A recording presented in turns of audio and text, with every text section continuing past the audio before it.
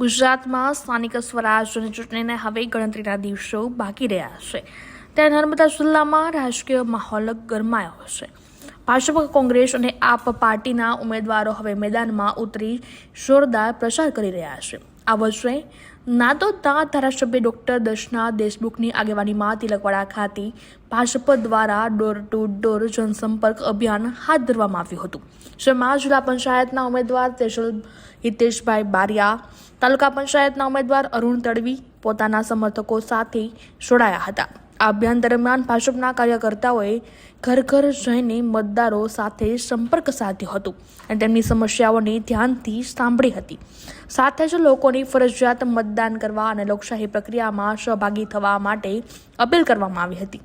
ભાજપના નેતાઓએ વિશ્વાસ વ્યક્ત કર્યો હતો કે જીત્યા બાદ વિસ્તારમાં રહેલી સમસ્યાઓનું નિરાકરણ લાવી વિકાસના કામોને પ્રાથમિકતા આપવામાં આવશે। પ્રચાર દરમિયાન સ્થાનિક લોકો તરફથી ભાજપના ઉમેદવારોને સારો પ્રતિસાદ પણ મળ્યો હોવાનું સામે આવ્યું છે।